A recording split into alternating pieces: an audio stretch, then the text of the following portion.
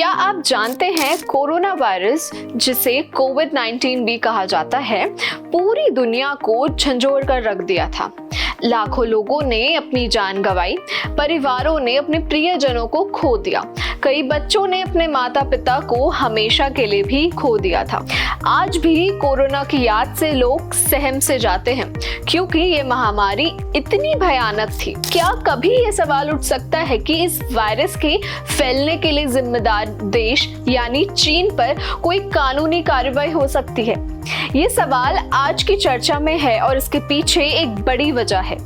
America की खुफिया agency द्वारा दिया गया ताजा बयान। हाल ही में एक रिपोर्ट जारी की जिसमें कहा गया है कि कोरोना वायरस जानवरों से नहीं बल्कि चीन के एक लैब से लीक हुआ था। अमेरिका की ये खुफिया एजेंसी ने ये आंकलन किया है कि वायरस का प्राकृतिक तरीके से फैलने की तुलना ये रिसर्च लैब से लीक होने की अधिक संभावना है।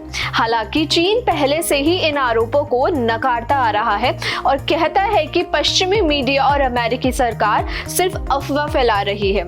चीन का कहना है कि वायरस का कोई मानव निर्मित स्रोत नहीं है और ये पूरी दुनिया में प्राकृतिक रूप से फैल रहा था। सवाल ये उठता है कि क्या चीन के ऊपर कोविड-19 के कारण हुए लाखों मौत के लिए कोई केस चल सकता है? जी हाँ, अगर कोई देश ठोस सबूत के साथ ये साबित कर सकता है कि कोरोना वायरस चीन के लैब से लीक हुआ था, इसने पूरी दुनिया में तबाही मचाई, तो उस पर इंटरनेशनल कोर्ट में एक केस चल सकता है।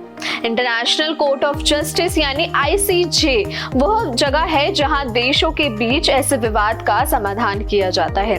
ICJ संयुक्त राष्ट्र का एक महत्वपूर्ण अंग है, जिसे 1945 में हॉलैंड के हैंग शहर में स्थापित किया गया था। इस कोर्ट में 15 न्यायाधीश होते हैं जो प्रत्येक 9 साल तक चुने जाते हैं। इस कोर्ट में दुनिया के विभिन्न देशों के खिलाफ मामले चलाए जा सकते हैं, जैसे कि भारत में कुलभूषण जाधव के मामले में पाकिस्तान के खिलाफ किया था। अगर कोई देश ये साबित कर पाता है कि चीन ने जानबूझकर वायरस को फैलने दिया और इससे जान माल का भारी नुकसान हुआ, तो उस पर सुनवाई भी की जा सकती है।